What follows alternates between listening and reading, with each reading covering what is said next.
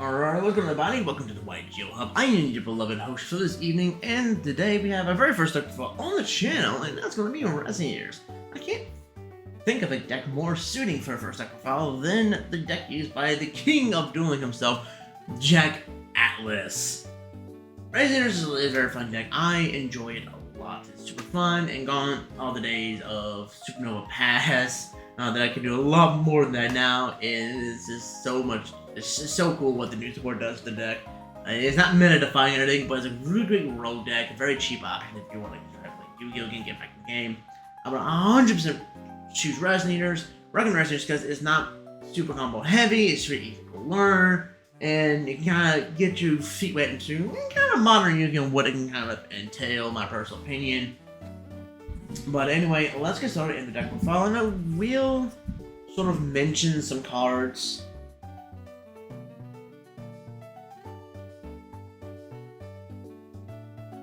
I will sort of mention some cards that you can use instead of some of the cards in the deck, or you can add into the deck to kind of make it a little bit more, I guess, accessible in a sense. Or, some options you can actually think of using, because there are a couple cards that I've thought about using, but I haven't quite done it yet. Just because I haven't gotten around to it.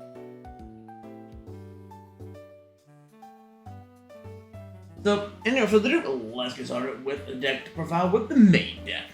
So for the main deck, we have the 3 Soul Resonators, which is the cornerstone of the deck.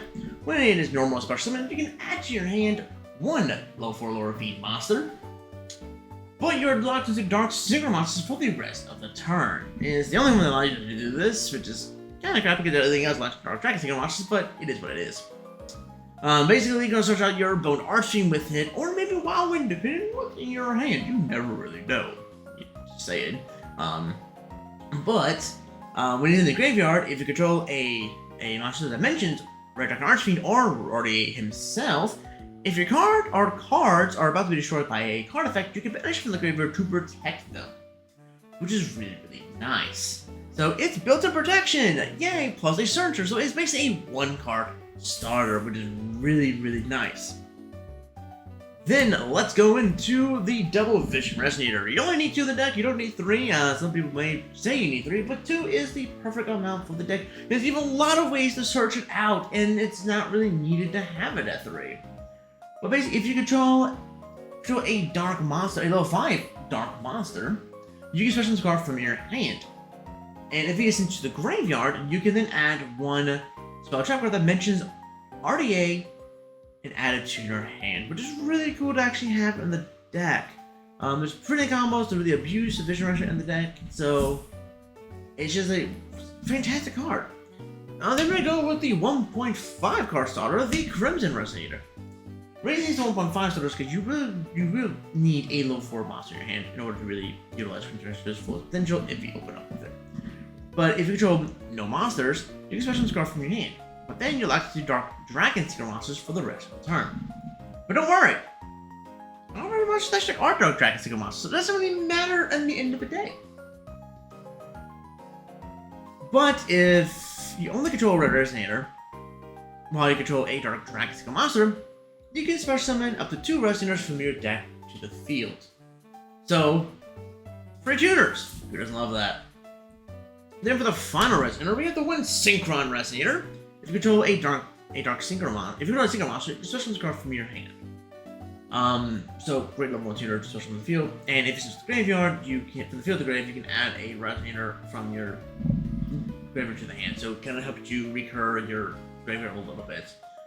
There are some plays you can actually, use something the Crimson Resonator off the Rising, use this effect, get like Creation or Soul Resonator plus Vision, or whatever you want to do. If you get the Create Synchro Resonator plus Vision, you can then recycle your Vision Resonator with the Synchro Resonator to kind of go for more plays, which is pretty cool. So that's it for the Resonators. I'm not playing a whole lot of Resonators, only playing, a total of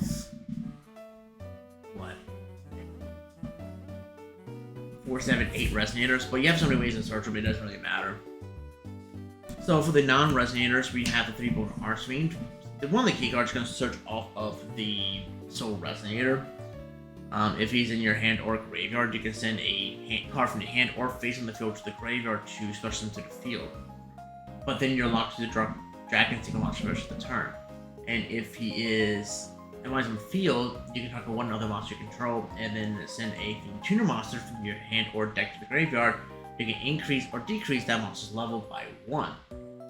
So this is basically one of the key cards to go into your Red Rising Dragon, and typically he is the card to go search off of your Soul Resonator to kind of go off. And usually the card that goes in with the Bone Archfiend is your Crimson Resonator, so that way you can search them back with the Red Rising to kind of go continue with your plays. So searchers are key. We're playing the 3 Stone Sweepers in the deck. Discard from your hand to the graveyard, add 1 level 3 or lower feed tuner monster deck to hand, so you can add Secret Resonator, Soul Resonator, Vision Resonator, Crimson Resonator. It can add all your Resonators. It's basically another Resonator call for the deck, which is really nice. And then for the tools, we have 2 Wandering King, Wild Wind. Wild Wind is just a really fantastic card in the deck. I like him at 2. I might drop him down to 1. I don't know. I'll have to kind of testing this, but it controls like a tuner monster, so it's a card from your hand, and if he's in the graveyard, except for during the turn he's sent there, you can banish the active Resonators to your deck to their hand, but that's not really necessary a lot of times. Usually just using for a special mega effect to kind of help mitigate your normal summons. Then we have 1 Obsessive Overload, which is nice. If he's in the graveyard, you can banish a super monster from your graveyard, switch him to the field. What you're mainly going to be doing anyway, which is really cool. It's a level 4 tuner, so if you need to get to your fast level 8s, you can use them, which is pretty cool. Hand traps, you have 3 Ashy Blossoms. Prevent searching. Really nice card to have. Prevent your opponent from searching. We're playing Double Effect Failure. Effect Failure is a really nice card to have in the deck, just the fact that it just monster effects. We aren't in any format of sort of Snake Eyes, like a Fire King, so we just stop cards like maybe that Snake Eye Ash. It's a really nice to actually have. We're playing Double Ghost Spell. Really good against Snake Eyes. Also it can also be kind of good against Snake Eyes Fire King, which is really nice. Which is really cool. Another card you can actually play is Skullmeister. If you want to use a level 4 monster, it does prevent monster negation. Not monster, but it does prevent things from activating, which is really nice. And I did forget to mention another card you can play in the main deck that you can switch off of the Soul Resonator is a Magical King Moonstorm, which if you control a tuner monster, you can summon him from the hand. But you know, and if he's also summoned, you can't take one of the monster your opponent controls. So in turn, this card's level it changes, but pretty much it's level 3. It's level 3 Dark Monster, Dark King monster you can switch off of the Soul Resonator to go for your Red Rising. So if you end up getting negated, if you have him in your hand, you can then go for a Rising and kind of go for some plays with that. Final of the hand trap monster hand traps, we have the If. I am wanting to bump it up to 2 because of the format that kind of demands it. And I'm kind of thinking, there's a couple cards I'm thinking of dropping a card 4, like I'm thinking of maybe 1 went down to 2. And there's another card I'm thinking of maybe dropping down to 2, 1 would be down 1, and another would be down to 2, but Nib is just really nice to have in this current format. So that's it for the spells, so let's get into that's it for the monster spells. I don't know why it's spells, it's pretty stupid. Then we have the 3 Resonator call. It's Rhoda. Like, why would you not play Rhoda? Like, you have your 3 Stone Sweepers, you have your 3 Resonator calls, you're going to be able to get what you need in the deck. Hands friggin' down. And if for some reason you're still having consistency issues with the deck, you can run things like, it's not sleeved, I'm sorry. You can run things like Power Prosperity, you know. It's not sleeved currently, I apologize. I know some people are probably mad at me with that, but Quantum Peace is another card you can run in the deck for more consistency. You can also run things like Small World as well if you run Visuals, but you really shouldn't need it with 3 Stone Sweeper and 3 Resonator Call. And also with the 3 Crimson Gaia in the deck. When it's activated, you can add from your deck to the hand. 1 card that mentions Red Dragon Archfiend from your graveyard or deck to your hand. Typically, you can switch this off of with the Vision Resonator, then activate it to get things like Red Zone. But you can actually recur the Vision Resonator if you need to continue on your plays. Now, another cool thing about Red Crimson Gaia is that if you attack with your Red Dragon Archfiend, all your monsters are supposed to face on this defense position, so you get a free nuke for RDA. And also, if a card or cards on the field are destroyed, don't have to be your own, you can be your opponent's.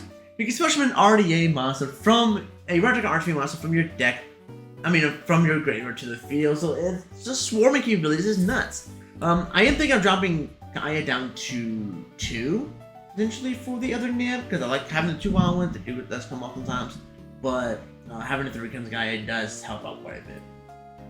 So, the no hand traps for you, we have the 1 call by the grave, they're playing the 3 cross out Resonators.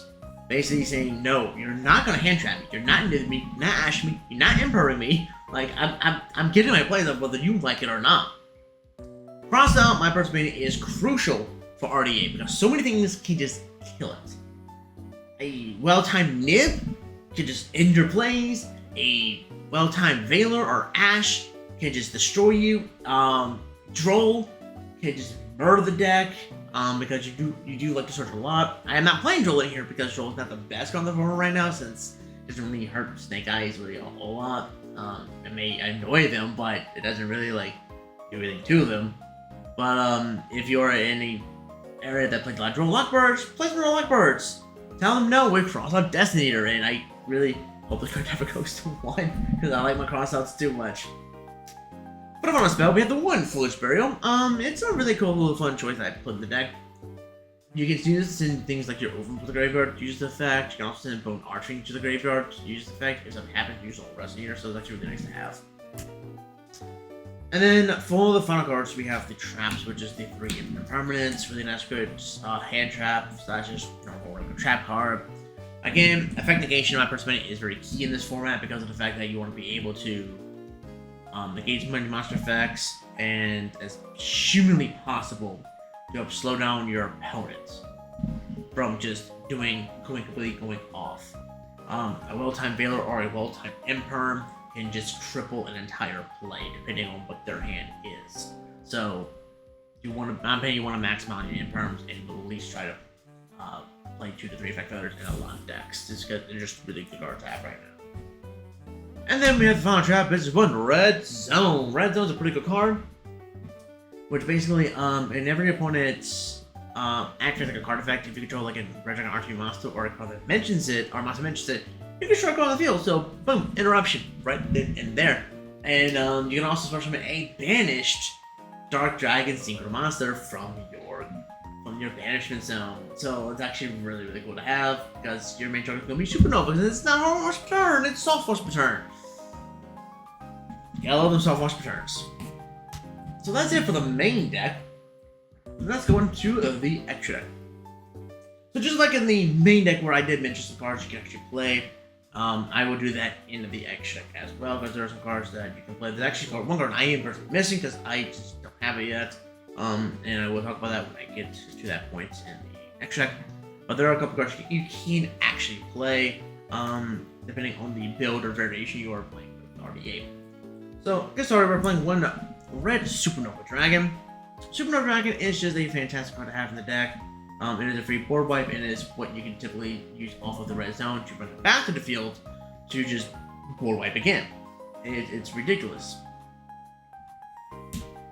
We're playing 1 of the OG Red Nova Dragons. Why not? It can't be destroyed by card effects, it can attack like Supernova does, and if an attack is declared, you can banish it to negate an attack. So, you know, it's sort of an interruption. Not in the same vein as, say, like Abyss or like Supernova, but it is something, in my perspective. We're playing the 1 Hot Redra Archfiend Bane. You can tribute a card you control to special summon a Red Dragon monster from your deck, not from your graveyard to the field. So typically you'll make him with like Abyss, and then bring back Abyss with him. So it's actually really cool to have. And then we're playing the 1 Bishop's Pattern.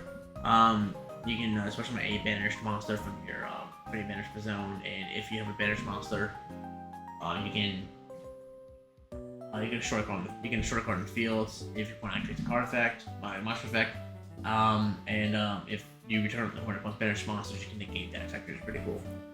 Another level 10 you can play is Bottom de Floor, which is more of a case if you're playing like into the Branded, which also takes from your opponent's turn, as well as if you're playing Calamity and you want to play Bestials, then that's an option to go into the extra deck. But I'm not going that route because of the fact that I just don't really not a big fan of that personally. Then we have the 2 Heart Red Arch events. I feel like there's a good 2 of them in the deck because it is an Omnicate. So you kind of want to, I wouldn't say maximize on that, but you want to try at least have 1 more copy in the deck. So that way, in case that happens with one of them, you can just summon another one if need be. Then we have the brand new, I wouldn't say Boss Monster, but the brand new single from the deck. Scarred Dragon Archfiend. Really fantastic card. Allows you to get into your Red Dragon Archfiends pretty easily. He's also traded as RDA on the field, which is really, really cool. I like that a lot. As well as the graveyard, which is really nice. Then speaking of RDA, we got 2 OG RDAs. Because you gotta have the RDAs. Well, like, you know, I kind of like the fact that RDA is now kind of more of a center focus of the deck. Because before, you know, Red Dragon Archfiend is like the iconic boss monster for Jack Atlas, but it never really was played in RDA. But this allows it to be played because Redstone allows it. This guy summons it. It's just really cool to have in the deck now. Then we have the 1 Scarlet Red Dragon Archfiend. It's a free board wipe if your opponent has any special red monsters. It shows all special monsters in the field, then your opponent takes 500 for each one destroyed, which is really nice. And it's also treated as RDA, so it's a 4th RDA card for Red Nova Dragon, and you can special off of the red, not the red something, special off of the Cryptic Eye, which is really cool. We are playing 1 Busted Dragon. This is the card that's a replacement right now for the Void Ogre Dragon, which I would recommend playing in the deck. Another card you can initially play is Dark End Dragons. It is removal. But yeah, so right now it's just kind of there as a placeholder to get the Void Ogre Dragon. And then we're playing the 3 Red Rising Dragons. It's just a crucial card of the deck. You want to play the Red Rising Dragons because it allows you to kind of make it plays. The deck is still centered around Red Rising. 100% is centered around that Red Rising Dragon still, which is a huge crutch to the deck, but it is what it is. And then for the last card, we have the Queen Bolt, the Blade Dragon. Queen Bolt is a fantastic monster due to the fact that it's level 7, because sometimes you may not be able to go between your level 8 to level 9. And when he's single summoned, you can destroy like a face across the field. So again, it's removal. If it goes second, it's fantastic. I love it. So I mean, that is the RDA deck. It's a lot of fun. Resonators have gotten much better over the years, and I really do enjoy the deck. And you know, hopefully, if any questions or if any suggestions for cards that I may not have mentioned that you could potentially use in the deck, feel free to put them in the comment section below, because I'm actually seeing what people have teched in to the RDA deck to make them a lot better. I know people have done things like the Assault Engine package, things like that. So I forget to mention, you do have the Aztec cards, which is like, what was it? The red ant stuff. So there's plenty of things you can actually do in the deck, which make it pretty versatile. The visuals, I've mentioned that a couple times already. But yeah, hope you guys enjoyed the deck file, and I'll see you guys in the next video. Goodbye.